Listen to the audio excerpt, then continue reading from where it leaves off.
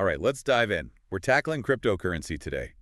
Seems like it's always making headlines, right? Ups and downs, regulations, the whole shebang. It's definitely been a while. For sure. But we're going to break it all down today, and we've got a great resource to help us out. Oh, yeah. This article, Top 7 Cryptocurrency Trends by Allison Zeller. Really interesting stuff. Sounds good. So, got to start with the big one, Bitcoin.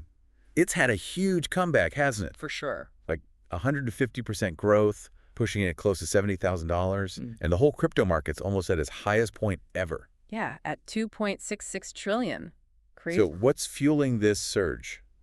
Well, a couple of big things. First, those spot Bitcoin ETFs finally got approved back in January. Right, the ETFs. That's where you can invest in Bitcoin without actually, like, owning it, right? Exactly. It's more like buying shares in a company that tracks Bitcoin's price. Gotcha. Makes it a little less intimidating for some folks, maybe. Yeah, it opens the door for those big institutional investors who might have been hesitant before. Makes sense. More accessible, more regulated. Right. So suddenly, crypto looks like a much safer bet, especially Bitcoin. And you've got those giants like BlackRock and Fidelity jumping in, right? Their ETF holdings are massive, billions. Oh, yeah, they're all in, which kind of gives the whole market a stamp of approval, you know? Like a vote of confidence. Okay, but the article also talks about the halving event. Yeah. What's that all about?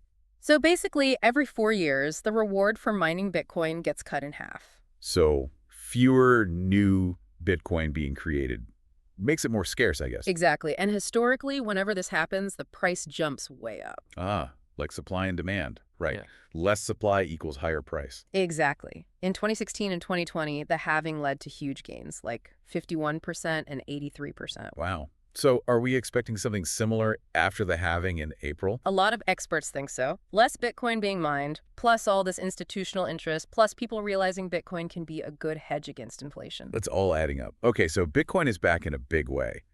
But the world of crypto is way bigger than just Bitcoin. Well, absolutely. There's so much going on. So what else is catching your eye? AI tokens are really interesting. Basically, they're cryptocurrencies specifically for AI projects. We talked about AI tokens earlier, but I'm still a bit fuzzy on what they actually do. So you can use these tokens to access different AI platforms, to buy data sets for machine learning, even to vote on how these platforms are governed. Oh, interesting. So like you have a say in how the AI develops. Yeah, exactly. And these AI tokens are seeing huge growth. Like their market value has gone from 2.7 billion to over 39 billion in just a year. That's wild. Any particular success stories? Well, Fetch.ai is a good example. Their token went up an insane 329%. 329%. What's their secret? They've teamed up with a couple of other AI platforms, SingularityNet and Ocean Protocol. What are they trying to do? Create a decentralized AI ecosystem, basically taking AI out of the hands of big tech companies and making it more open and collaborative. Sounds ambitious. Are they actually building real-world applications, or is this mostly hype? It's a mix, like with most things in crypto. There's a lot of hype, for sure, but we're starting to see real applications. Like what? Well, some of these AI tokens power decentralized marketplaces. You know, places where people buy and sell data sets for machine learning or participate in creating new AI algorithms. So not just speculation, there's actual utility behind these tokens. Exactly. That's what separates the wheat from the chaff. Makes sense. Speaking of investors, 2022 was a rough year for crypto. Oh, yeah, lots of bankruptcies. The market crashed. Rough times. But the article suggests that investor confidence is coming back. I think it is. After 2022, the whole market is maturing. Investors are being more careful, looking for projects that actually have real-world applications. And we're seeing more funding flowing into crypto and blockchain startups. The article mentioned Wormhole, right? They got a huge investment, $225 million, something like that. Yeah, the biggest one this year. They're focused on connecting different blockchains. So making the whole crypto space more integrated. Exactly. Interoperability is key. It's what will make the whole ecosystem smoother and more connected. And it's not just Wormhole. There was a big surge in funding for blockchain startups in February, right? Yeah. Almost $500 million. Yeah, investors are really starting to see the potential of this tech. And then there are the Bitcoin mining companies, Marathon Digital, CleanSpark, Riot Platforms. Their stock prices have been through the roof. It's insane. Why are mining companies suddenly so hot? Well, that upcoming halving event is a big factor. Less Bitcoin to be mined means more competition, so bigger, more efficient mining operations are going to have a huge advantage. Makes sense. So the smaller guys are getting squeezed out. Pretty much, and we're seeing these big mergers and acquisitions like CleanSpark buying those 3 mining facilities in Mississippi. Right, and Hut 8 Mining merging with U.S. Bitcoin Corp. It's like the whole mining landscape is shifting. It is. Plus, there's this growing focus on sustainability and using renewable energy. So it's the halving event, plus the need for efficiency, plus the environmental pressure. It's a lot. A lot to keep track of, that's for sure. Okay, so we've got Bitcoin on the rise, Yeah. AI tokens taking off, Wow. investors piling into blockchain startups and mining companies. Sounds like crypto is booming. But got to address the elephant in the room, right? What's that? The regulations and the whole environmental impact thing. Yeah, those are 2 big challenges. Let's start with the regulations. After all those scandals, governments are finally cracking down. For sure. What are we seeing happening? Well, the SEC in the U.S. has been particularly active. They're basically saying that most cryptocurrencies are securities, Which means which means they have to follow all those existing securities laws, registering, disclosing information, the whole 9 yards. and that's led to those lawsuits against Coinbase and Binance, right? Yep, big fines and settlements. The message is clear. Crypto companies can't just operate in a gray area anymore. They got to play by the rules. And President Biden's proposed that 30% tax on crypto mining, right? Yeah, that's a big one. Governments are realizing crypto is here to stay, and they want a piece of the pie. Interesting. It seems like all this regulatory pressure is pushing some crypto companies to move overseas. Yeah, places with friendlier regulations. It's a tough spot for governments. They want to protect consumers, but they also don't want to stifle innovation. A tricky balance for sure. Okay, so regulation's one issue, but what about the environmental impact? Yeah, that's a big one. Crypto mining, especially for Bitcoin, uses a lot of electricity. A lot of electricity. The article said Bitcoin uses more electricity in a year than the entire Netherlands. It's pretty crazy. And with most of that coming from fossil fuels, it raises some serious concerns about climate change. Yeah, it's definitely a concern. But the industry is starting to recognize this, and we're seeing a shift towards more sustainable mining. Like using renewable energy. Exactly. And they're exploring different ways of mining that aren't so energy intensive. The article mentioned the merge with Ethereum. They switched to a different method, and it reduced their energy use by, like, 99%. That's right. It's called proof of stake, and it's much more efficient. So is that something Bitcoin could do too? It's tricky. The Bitcoin community is pretty resistant to changing their core system, but the pressure to become more environmentally friendly is only going to increase. So it seems like the crypto world is at a crossroads. We've got all this incredible innovation and potential, but we also have these big concerns about regulation and the environment. You hit the nail on the head. The decisions made in the next few years are going to have a huge impact on the future of crypto. It's exciting, but kind of scary too. Mm-hmm. Okay, before we get overwhelmed, let's focus on some of the specific trends that are shaping the crypto world. The article talks about tokenized assets as a big one. Yeah, that's a really interesting area. So tokenized assets, what are they exactly? Basically, it's about taking real-world assets like real estate or art and representing them as digital tokens on the blockchain. So instead of owning a physical piece of property, you'd own a token that represents your ownership. Exactly. It's like creating a digital twin of a physical asset. Okay, I'm intrigued. But before we dive into all that, let's take a quick break. We'll be right back to explore the world of tokenized assets. Okay, so tokenized assets, we were talking about those before the break. It's like having a digital twin of a physical asset. What's so special about that? Well, one thing is it makes investing in things like real estate or art so much more accessible. More accessible. Yeah, like imagine owning a fraction of a Picasso or a piece of prime real estate, even if you don't have a ton of money. Right, you don't need millions to get in the game. Exactly. Fractional ownership becomes way easier with this tokenization thing. Plus, it just streamlines everything. Streamlines. Yeah, all those transactions, instead of dealing with paperwork and escrow fees and waiting forever, it all happens instantly and securely on the blockchain. So it cuts out all the middleman and all the hassle. Exactly. Plus, because it's all on the blockchain, everything is transparent and traceable. Which means? Which means more trust, more accountability. Especially important when we're talking about these high-value assets. Makes sense. And the article mentioned BlackRock and Citigroup, those big financial institutions. They're already experimenting with this, right? Yeah, they're definitely paying attention. BlackRock's Tokenized Asset Fund, BUIDL, raised like $240 million in its first week. Wow. So is this like mainstream yet? Is everybody doing this? It's still early, but the potential is huge. Some projections are saying we could see $16 trillion worth of tokenized assets by 2030. 16 trillion. That's a lot of tokens. But what about the challenges? What could hold this back? Well, regulation is a big one. Governments are still trying to figure out how to classify these tokenized assets. Like, are they securities or there's something else? Yeah, it's a bit of a gray area right now, which makes investors a little hesitant. And then there are technical challenges, too. Technical challenges, like what? Well, these blockchain platforms need to be able to handle all these transactions, right?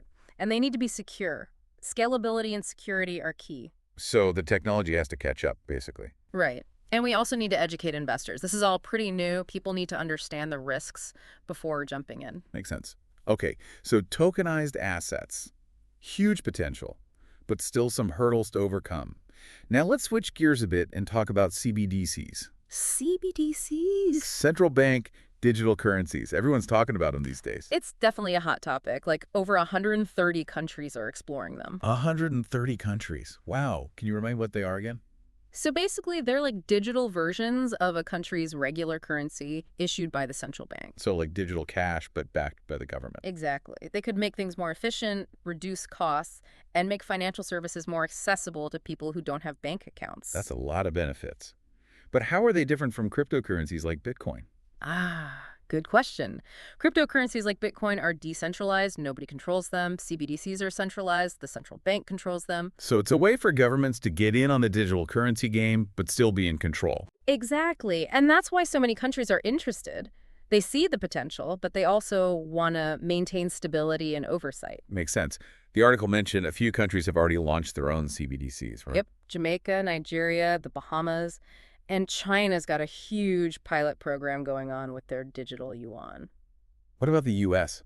Are we getting a digital dollar anytime soon? The U.S. has been more cautious. There are concerns about privacy, security, how it would affect the existing financial system. So lots to consider. A lot of factors at play, for sure. Like what? Well, the technology has to be rock solid, secure, reliable. Right. We can't have a digital dollar crashing all the time. Exactly. And then you have to consider what other countries are doing. If China's digital yuan takes off, the U.S. might feel pressure to keep up. Like a digital currency arms race. Yeah, kinda. And then there's public opinion. Do Americans actually want a digital dollar? Are they comfortable with the government having that much control? Lots of questions to answer. So the fate of the digital dollar is still up in the air. For now, at least. But one thing's for sure, CBDCs are a big deal, and they're going to have a huge impact on the global financial landscape. Okay, so we've covered Bitcoin, AI tokens, tokenized assets, and now CBDCs. What else is going on in the crypto world? The article mentioned something about DAOs. DAOs? Yeah, decentralized autonomous organizations. Oh, DAOs. Yeah, they're fascinating. Really one of the most exciting developments in the crypto space. What are they? Think of it like a digital cooperative. It's governed by its members, and all the rules are encoded in smart contracts on the blockchain. So like a company without a CEO. Exactly. No CEO, no board of directors. Decisions are made collectively by the token holders. They vote on everything. Sounds like a digital democracy. Yeah, kind of. Yeah. And because it's all on the blockchain, it's transparent, secure, and nobody can censor it. And the article said DAOs are doing some pretty crazy things, like buying rare artifacts and even a copy of the U.S. Constitution. Yeah, the possibilities are pretty mind-blowing. They can be used to manage investments, develop new technologies, support social causes, anything you can imagine. Sounds a little too good to be true. Are there any challenges with these DAOs? Oh, of course. Governance is a big one. How do you make sure decisions are made fairly when you have potentially thousands of people involved? And how do you prevent a small group from taking over? Those are the big questions. DAO developers are working on different governance models to address those issues, but it's still a work in progress. So lots of potential, but still some kinks to work out. Exactly. But it's really a paradigm shift in how we think about organizations and decision-making. I can see that. Okay, so DAOs are another thing to watch. Now, I want to circle back to regulation. We've talked about it a bit throughout our conversation, but it seems like it's a recurring theme. It is. It's this constant tension in the crypto world. Innovation versus regulation. Exactly. The crypto world loves to push boundaries and do things differently. Which is great, but it could also be risky. For sure. And that's where governments come in. They want to protect people, make sure the financial system is stable. Right, but too much regulation can stifle innovation. That's the challenge, finding the right balance. And the article mentioned the SEC cracking down, President Biden's proposed tax, the global push for CBDCs. It seems like things are getting more complicated. They are. And every country is taking a different approach. Some are embracing crypto, some are banning it. It's a wild west out there. And the U.S. seems to be somewhere in the middle. Yeah, trying to figure things out. And it's not just about national regulations anymore, right? You've got these international organizations getting involved. Right, like the Financial Stability Board, the IMF. They're starting to weigh in on crypto. Which makes sense because crypto doesn't care about borders. Exactly. But it also raises some interesting questions about who gets to set the rules for this global decentralized system. That's a big one. And we also have to think about the impact on financial inclusion. Right. Crypto has the potential to give people access to financial services they wouldn't have otherwise. Especially in developing countries. Exactly.